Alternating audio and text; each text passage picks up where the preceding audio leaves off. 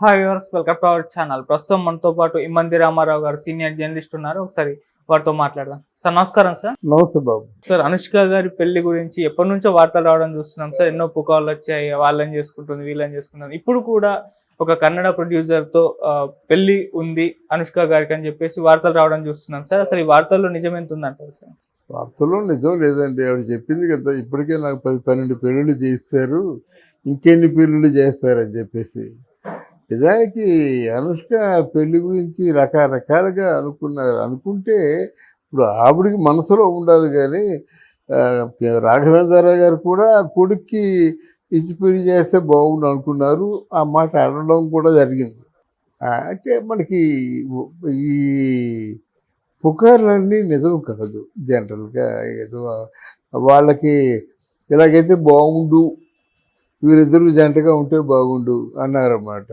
ఎవరిద్దరు జంటగా ఉంటే బాగుండు? ప్రభాస్ను అనుష్క జంటగా ఉంటే బాగుండు అన్నారు.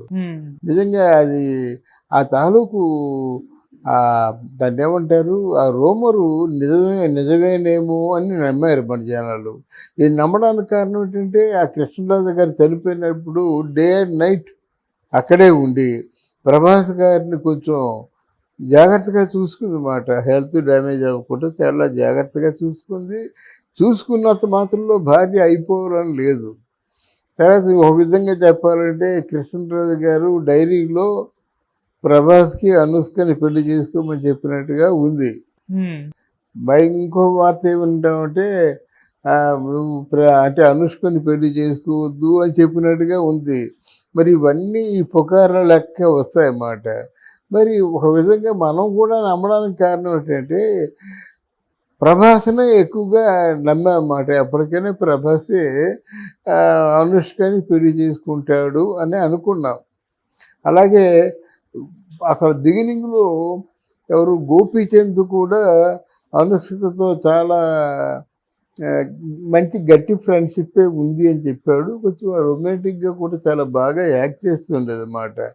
అందరూ ఆశ్చర్యపోయేలాగా యాక్ట్ చేస్తుండేది అన్నమాట గోపీచంద్తోని. ఒక విధంగా గోపీచంద్కి ప్రభాస్కి అంత సన్నిహితమైన సంబంధాలు, ఫ్రెండ్షిప్ ఉండడానికి కారణం కూడా అనుష్క అనుకుంటాను. బహుశా వాళ్ళ ముగ్గురు ఫ్రెండ్స్ కావచ్చు.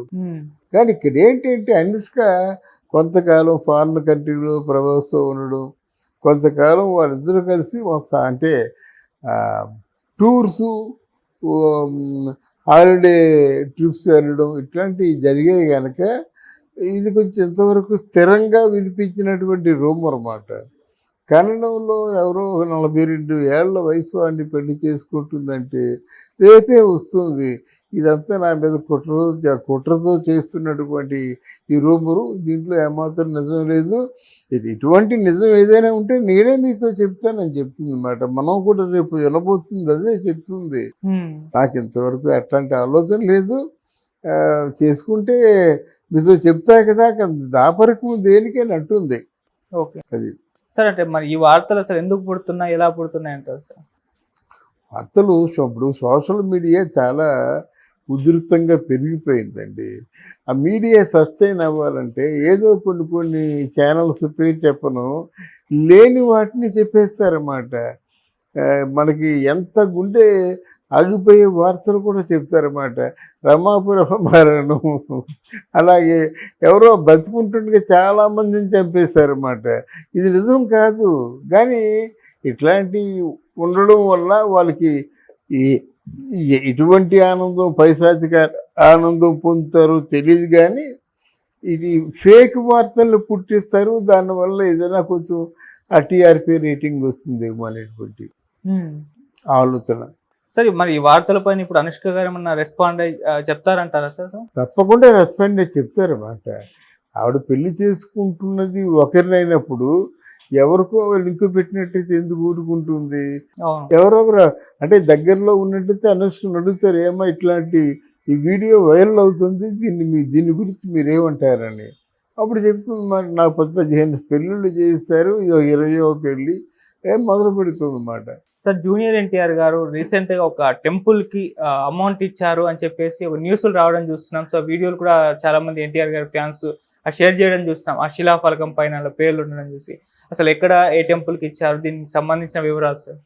తూర్పుగోదావరి జిల్లా జగ్గంపేట దగ్గర భద్రకాళి సమేత వీరభద్ర స్వామి అనేటువంటి ఆలయానికి మరి ఆయనకి ఎలా మరి నమ్మకం కలిగిందో లేకపోయినట్టయితే మరి వాళ్ళ అమ్మకి ఏం చెప్తే అదే కదా. వాళ్ళ అమ్మ కూడా ఈ మధ్యకాలంలో తారక్ మీద ఏడ్చే వాళ్ళు ఎక్కువ అయిపోయారు. తారక్ తాలూకు అంటే సినిమాల్లో కూడా బాగా బిజీ అవ్వడం, సంపాదన పెరగడం, ఇవన్నీ వాళ్ళకు ఒక ఇన్నర్ ఫీలింగ్ ఉంటుంది కదా.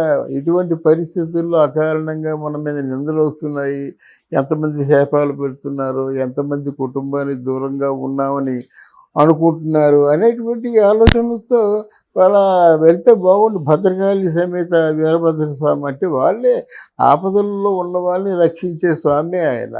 అక్కడ ఇద్దరు కూడా చాలా ఫోర్స్గా పనిచేస్తారు, భద్రకాళి కానీ వీరభద్ర కానీ. అందులో తూర్పుగోదావరి జిల్లా కాకినాడ రాజమండ్రిలో ఆ వీరభద్ర స్వామి, వీరస్వామి ఇవన్నీ చాలా ప్రసిద్ధి మాట. ఎక్కువ పేర్లు ఉంటాయి, వీరబాబు ఇలా అన్నమాట. అదే వీరభద్రుని కూడా బాగా నమ్ముతారు అక్కడ. ఆ కారణం చేత ఒక 12.5 లక్షలు ఆయన ఆలయానికి ఇచ్చాడు. మరి నా ఉద్దేశం ఏంటంటే 12.5 లక్షలు ఆలయానికి ఇచ్చి ఏమాత్రం పేరు ఏమీ లేకుండా సైలెంట్గా ఉన్నాడంటే అది ఎలా బయటికి తెలిసింది? బయటికి తెలిసిందంటే ఎవరో ఒకరు చెప్పారు కదా. ఆయన చెప్పలేదు, పెద్ద ఫంక్షన్ చేసుకోలేదు, పబ్లిసిటీ చేసుకోలేదంటే ఈరోజు 12.5 లక్షలు చాలా తేలికైపోయింది. ఇప్పుడు ఈ మధ్యకాలంలో పవన్ కళ్యాణ్ విరాళం కానీ, లేకపోతే చిరంజీవి గారి విరాళం కానీ, లేకపోతే ప్రభాస్ అయోధ్య రామ మందిర అంటే మహోత్సవం ప్రారంభ సమయంలో ఇచ్చే విరాళం కానీ కోట్లలో ఉన్నాయి గనక ఈ లక్షల్లో ఉన్న విరాళం బయటికి రాకపోవచ్చు అన్నమాట. అందుకే బయటికి తెలియలేదు. ఏది ఏమైనప్పుడు కూడా విరాళం అన్నది విరాళమే. ఇప్పుడు మనం ఇచ్చిన డబ్బు మీద కొంతమంది భక్తులు అంటే అన్నప్రసాదాలు స్వీకరిస్తున్నారంటే, వాళ్ళ ఆకలిని తీరుస్తున్నారంటే ఆ పుణ్యం ఊరికైపోదు. అంటే మనం మంచి చేసినా ఆ పుణ్యం పోదు, చెడ్డ చేసినా ఆ పాపం పోదు. అది మనం ఆలోచించుకోవాలన్నమాట. బట్ తారక చేసింది డెఫినెట్గా ఒక అంటే భక్తుల తాలూకు విశ్వాసాలే కదండి శక్తి. ఇప్పుడు తిరుపతిలో వెళ్ళినట్టయితే ఆ శక్తి పనిచేసే విధానం ఒకలాగా ఉంటుంది. అమీర్పేట జంక్షన్లో గుడి ఉందనుకోండి, అంటే ఒక తిరుపతి ఆలయం లాంటి గుడి ఉందనుకోండి, ఆ గుడికి వెళ్తే మనకేమో ఆ ఫీలింగ్ ఉండదు. తిరుపతిలో ఆ కొండెక్కుతుండగా మీకు ఆ ఫీలింగ్ వేరు, శ్రీశైలంలో కొండెక్కుతుండగా ఫీలింగ్ వేరు. అంటే ఎందుకు చెప్తున్నారంటే అట్లాంటి అట్మాస్ఫియర్ కూడా కలగాలి కదా. ఆ అట్మాస్ఫియర్ వీరభద్ర సమేత అంటే భద్రకాళి సమేత వీరభద్ర స్వామి అంటే అక్కడ ఒళ్ళు గగ్గురు పొడిచేటువంటి మేళతాళాలు, ఊరేగింపులు జరుగుతూ ఉంటాయి అన్నమాట పండుగ సందర్భంగా. ఇవన్నీ ఏమవుతాయంటే ఆ ఆలయం మీద ప్రత్యేకమైన శ్రద్ధ అంటే భక్తులకు కలుగుతుంది. ఆ కలగడం మూలంగా ఆయన ఏదో చిన్న విరాళం ఇవ్వచ్చు. ఓకే సార్, ఈ నేపథ్యంలో మనం ఎన్టీఆర్ గారి సినిమాల గురించి మాట్లాడుకోవాల్సి వస్తే ఇప్పుడు అప్కమింగ్ ఫిలిమ్స్ దేవరా ఒకటి ఉంది, వార్ 2 రాబోతున్నాయి. ఈ సినిమాలు ఎలా ఉండబోతున్నాయి సార్? మొన్న వెళ్ళాడు వార్ 2కి బొంబే. అక్కడ వాళ్ళ బొంబేలో తారక్ని రిసీవ్ చేసుకోవడం చూసి బొంబే అసలు ఆశ్చర్యపోయారన్నమాట. చాలా మంచి పేరు తెచ్చుకున్నారండి. RRR సినిమా తర్వాత వాళ్ళకు మంచి గుర్తింపు వచ్చింది. అయితే దేవర సినిమా చాలా బాగుందంటున్నారు. వీళ్ళు కూడా ఒక వ్యాపార మార్గాలే కదా, ఆల్మోస్ట్ ఆల్ సినిమా అంతా అయిపోయింది అనుకుంటున్నారు. ఇప్పుడు సినిమా దేవర 2 అంటున్నారు. అయిన దానికి ఇంకో 10% పెంచినట్టయితే 1, 2 అయిపోతాయి కదా. 1 ఒక రేటు, 2 ఒక రేటు, మొత్తం ఓవరాల్గా 200 కోట్ల రూపాయలు లాభానికి అమ్ముకోవచ్చు కదా. అయిన అమౌంట్ మీద ఇంకో 200 కోట్లు అంటే అమ్ముకోవాలంటే మంచి లాభాలే పొందేటువంటి అవకాశం ఉంది. ఇక్కడ వార్ 2లో ఈయన యాక్ట్ చేసినప్పుడు కూడా హిందీ ఫీల్డ్ వీళ్ళని ఫోకస్లో ఉంచుతుంది, వీళ్ళకు పేరు వచ్చేలాగా చూస్తుందని నేనైతే నమ్మను. మన తెలుగు ప్రేక్షకులు చాలా అమాయకులు. కాంతారా నమ్ముతారు, KGF అంటే నమ్ముతారు. ఇవన్నీ కోట్లు వాళ్ళకి ఇస్తారు. రజనీకాంత్ సినిమాలు చూస్తారు. ఆ రోజుల్లో కమల్ హాసన్ సినిమాలు కూడా చూసేవారు. ఆ పెద్ద మనసు ఓన్లీ తెలుగు ప్రేక్షకులకే ఉంది. అదే ఇక్కడ ఇంత బిజీ షెడ్యూల్లో వెళ్ళి కేవలం రెమ్యూనరేషన్ కోసం యాక్ట్ చేయడమే కానీ, ఒకవేళ హిందీలో యాక్ట్ చేస్తే మాత్రం తెలుగు ప్రేక్షకులు అడ్డగోలుగా నీ వైపు తిరిగిపోరు అన్నమాట. తెలుగులో మంచి హిట్ ఇవ్వండి, అది బాగుంటుంది కనుక వార్ 2లో యాక్ట్ చేయడం ఆయన తొందరపాటు నిర్ణయమే అనుకుంటున్నాను. Okay sir. అలాగే ఎన్టీఆర్ గారు ప్రశాంత్ నీల్ గారి కాంబినేషన్ లో ఒక సినిమా రావాల్సి అవును, సినిమా టైం పట్టుద్ది అంటారా? ఎందుకంటే దేవర 1 కాకుండా 2 కూడా రావాలి. అదే చెప్తున్నాడు కదా.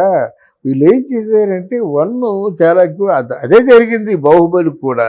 ఆల్మోస్ట్ లెంగ్త్ ఎక్కువైపోయిందండి. వాళ్ళు ఆలోచించుకుంటారు, దీనికి ఒక 10-20% షూట్ అయిపోయినట్టు 1, 2 అయిపోతాయి కదా, 2 బిజినెస్ అవుతాయి కదా. వీళ్ళు రేట్ ఎంత చెప్తారు? ఒక సినిమాకి మినిమం 500 కోట్లు చెప్పారనుకోండి, ఇక్కడే ప్రాఫిట్ మొత్తం 500 కోట్లలోనూ 1, 2 అయిపోతుంది. ఇంకొక అడ్డగోలుగా 500 కోట్లు మిగిలిపోతుంది కదా. అటువంటి వ్యాపార సూత్రాలు మాత్రం తప్పకుండా ఫాలో అవుతారు సమర్థులైనటువంటి ప్రొడ్యూసర్లు కనుక.